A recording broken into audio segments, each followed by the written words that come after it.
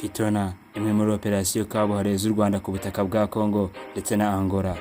Abanyarwanda baca umugani ngo ryaba ari uwariraye, undi nawe uti uko byagenze buri wapfuye, hanyuma ariko ukurikiyeho ati inkuru mbariranira tuba. Muri aba bacamanza bose twe turabajya hagati turarame, tubabarira inkuru itari inkuramutima, ahubwo inkuru y'ubutwari butageranwa bw'ingabo z'u Rwanda, ingabo zakitangiye ku rwego rutigeze rubaho mu mateka y'ingabo za Afurika. Ku isi habaye operasiyo zihambaye zabaye birangirire.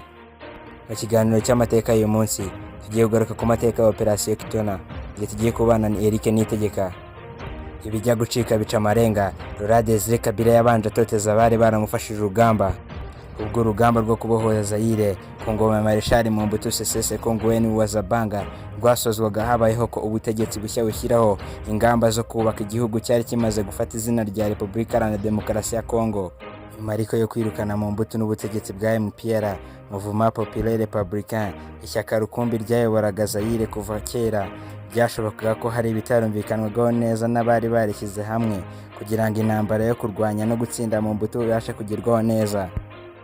Nuko Kitona operasiyo yaje rero, aho wari perezida wa Repubulika Iharanira Demokarasi ya Congo Bwana Laurent Kabila yahisemo gutandukira igihango cy'inshuti z'urugamba, agatangira guhohotera abamufashije urugamba yiyibagije ko muri bo harimo n'umugabo w'ingabo ze za Congo Kinshasa muri icyo gihe General Kabarebe. Byatangiye tariki ya 13 Nyakanga 1998 ubwo Laurent Désiré Kabila yirukanaga General James Kabarebe ku mwanya w'umugaba mukuru w'ingabo za Congo Kinshasa.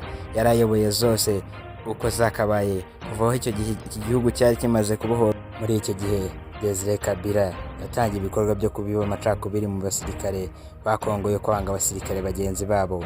Abari bibasiwe n'abatekinisiye b'Abanyarwanda hamwe n'abandi bakomoka mu miryango n'amoko avuga Ikinyarwanda y'Abakongomani. Guhera ubwo Laurent Désiré Kabila yahise yanga urunuka abasirikare b'u Rwanda maze ashira imumu kugeza naho apanze kubirukana ku butaka bwa Congo Kinshasa. Uko kwirukana abasirikare biganjemo Abanyarwanda n'abandi bake b'Abagande ariko kwajemo udukoryo twa gisirikare n'ubutasi bukomeye, kuko ngo hari naho Laurent Désiré Kabila yatekereje kupakira indege bose akabohereza Goma Kigali, ariko ari nayo itapanga indi tsinda kabuhariwe mu guhanura indege hakoresheje za misile kabuhariwe mu guhanura indege, ngo bose uko bakabaye bashiriremo abyita impanuka. Ariko inzego z'ubutasi z'u Rwanda ngo ziba zamutahuye, nubwo bitavugwa cyane, ariko iyo ubajije abashobora kuba babizi bakubwira ko ngo ingabo z'u Rwanda zari Kinshasa zamusabye ko yafata abandi bakuru b'ingabo bakomeye harimo n'umuhungu we Joseph Kabila bakazana muri izo ndege paka Goma. Kwari nko kuvuga bati maze azihanure nawe yihekure. Ikintu cyateye Laurent Kabila umusonga mu rubavu, bikarangira atageze ku mugambi wo gutikiza abo basirikare bari baranamushyize ku butegetsi. Laurent Désiré Kabila ntiyashyizwe kuko yahise atangira ibikorwa byo kwibasira batekinisiye twavuze haruguru b'Abanyarwanda n'abandi bavuga ururimi rw'Ikinyarwanda ariko b'Abakongomani, maze si kubica karahava. Ibi byatumye abahanga mu bya politiki na gisirikare batangira kubona ko wirukana umugore uguguna igufa ukaza n'urimira bunguri, kuko Laurent Désiré Kabila yarazanye udushya n'uwo yasimbuye atigeze akora ko kwica Abanyamurenge n'ayo Masisi n'ab'Irucuro bari biganjemo avuga Ikinyarwanda. Ku itariki ya 2 Kanama 1998 Laurent Désiré Kabila yari amaze kwirukana no guherekeza ingabo atifuzaga mu gihugu cye iwabo mu Rwanda na Uganda, abinyujije i Goma. Operasiyo nyirizina nuko urugamba rwaje gutangira i Goma na Kitona.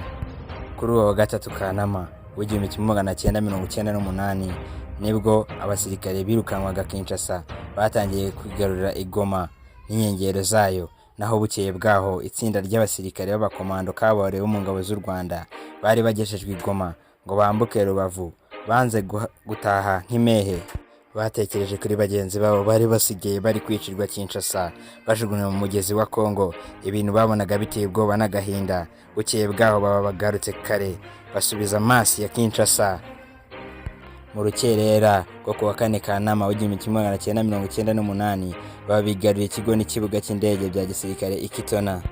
Iryo tsinda ry'abasirikare 500 b'u Rwanda berekejwe n'abasirikare ba Uganda barashaga ibitwaro bya rutura, bambariye urugamba intera rimwe bati dusubire ibisi ibintu by'abantu b'abagabo gusiga bagenzi bacu babagwa buhogo. Mu ndege Boeing 727 ya kompanyi y'ubucuruzi yigenga ku ntera ya kilometero 1700 ingabo z'u Rwanda zirahafata diridiri no ku kibuga cy'indege cyari hafi ya Kinshasa. Ikibuga cya Kitona iki kandi kikaba cyari kinubatse mu kigo cya gisirikare cy'ingabo zirwanira mu kirere za Kongo Kinshasa, kuko cyari giherereye mu ntara ya Base Congo ahagana mu majyepfo ya Kinshasa ku birometero bikabakaba 320 uvuye ku murwa mukuru wa Kinshasa. Igitego cya mbere cyabaye muri iyo operasiyo ni ibanga yakoranwe kugeza aho mu rugendo indege yari itwaye ingabo z'u Rwanda yarinze igwa Kitona, ingabo ziyivamo zirwana mpaka zigaruye ikibuga cya Kitona. Indege yaguyeho hamwe n'ikigo cya gisirikare cyose, Kinshasa iri kuririra mu myotsi itazi ibyabaye. Mu minota 30 akazi ko gufata Kitona kari karangiye. Intego yari ugufata Kinshasa mu gihe gito, ariko cyane mu bijyanye n'amayeri y'igisirikare, military and war strategies, abakomando b'u Rwanda bagombaga kubanza gushegesha ibirindiro by'ingabo za Repubulika Iharanira Demokarasi ya Kongo hakoreshejwe uburyo bwose. Bidakeye kabiri, inkuru yabaye kimomo ko General James Kabarebe yageze Kitona kandi ari bunywera icyayi Kinshasa. Abicaga abanyamurenge bari biganje mu kigo cya Shashi, bagize ubwoba, abandi baromoka bariruka batarumva n'isasu na rimwe. Urugamba kuri Matadi no ku rugomero rwa Inga mu ntambara zabaga zikaze. Bidatinze nk'uko twabivuze haruguru, ingabo z'u Rwanda zohereje ubutumwa butanditse, yewe butari no mu majwi, ahubwo ubutumwa bw'amashusho y'umwijima bwagombaga gusomwa na bose, atari Laurent Désiré Kabila gusa, ahubwo bwari ubutumwa bukubiyemo mu ngingo ya 3 zikurikira: Kinshasa na Brazzaville zacuze umwijima bitigeze baba mu buzima, hamwe n'umurongo wose uturuka ku cyambu cya Matadi kinini kiri ku nyanja ya Pacifique, aho hari kuwa 13 Nyakanga 1998, nyuma y'iminsi 9 urugamba rushiditse. Iki cyambu kandi niwo wari umutima wa Kongo Kinshasa yose. Hakurikiye kwigarurira urugomero rwa Inga, rwa rugomero runini munini ku isi nzima. Laurent Désiré Kabila ahugiye mu kwihimura no kwica abanyamurenge, gusa byari binagoye kubyita kwihimura kuko bo ntacyo bari baramukoreye kibi, ahubwo rwasaga n'urwango rudasobanutse, imyumvire ye bwite itari ihwitse ku mibanire ye y'abakongomani bavuga ikinyarwanda n'abandi. Operasiyo Kitona yari yubakiye ku nkingi 3 za mwamba. Inkingi ya mbere kwari ukubaka kuri morale y'abayikora hatitaye ku bukana bw'uwo barwana. Mu ndimi cyangwa terime za gisirikare, aba babyita asymmetric military war and strategies, aho abantu barwana nabo batanganya umubare w'abasirikare n'ibikoresho, nta n'uwagereranya ibyo byombi ku mpande zose, ariko urugamba rugasutoma. Icya kabiri kwari ukwibanda ku gufata Kinshasa, abitwaga bakabona agahenge kandi Kinshasa igafatwa bwangu. Inkingi ya 3 ariko itavugwa cyane nuko haba mu ngabo za Kongo Kinshasa nyirizina n'abandi banyamurenge bari barorongotaniye Kinshasa, nabo harimo abifuza ko akavuyo ka Laurent Désiré Kabila kahagarara kubera ubuvandimwe bari baramaze kubakira mu ntambara barwananye bose babohoza Kongo. Kabila ahunga Kinshasa, operasiyo yihindura mu isura mpuzamahanga. Ubwo Perezida Laurent Désiré Kabila yumvaga inkuru y'incambwonko ko ingabo z'u Rwanda zatangiye kwinjira gahoro muri Kinshasa, yafashe indege arahungira mu biro bye byari Lubumbashi mu ntara ya Katanga y'ubu. Ageze Lubumbashi, Laurent Désiré Kabila yahise yiyambaza abagenzi bo mu bihugu bihuriye ku muryango wa SADC, wa muryango w'ubukungu w'ibihugu bya Afurika y'Epfo. Nelson Mandela wari umukuru w'intebe w'uyu muryango SADC yahise atumiza inama y'igitaraganya yahuje ibihugu by'igikonyezi mu gisirikare muri aka karere. Guhera ariko ku itariki ya 23 Kamena uwo mwaka w'1998, ingabo 2500 za Angola zitwaje ibitwaro karahabutaka, indege z'intambara na za kajugujugu mu kirere, ibifaru bitabarika, zambutse ku mupaka zica Ruhinga, nyuma ingabo z'u Rwanda zitangira urugamba rutoroshye habe na gato ku mpande zombi. Ihurizo ryari ritoroshye ku ngabo z'u Rwanda mu mirwano y'inyuma n'imbere. Ingabo z'u Rwanda zahindukiranye za Angola zinafata ubutaka bwayo zibumarana iminsi itari mikeya. Hakurikiye yuko ingabo z'u Rwanda zikura amaboko mu mifuka.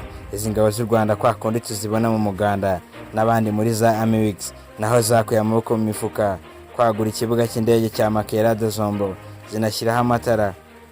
Ubwo kandi ni nabwo ingabo z'u Rwanda zabaga zihanganye n'iza leta ya Angola yambuye iki kibuga zashaka kukisubiza bubi na bwiza.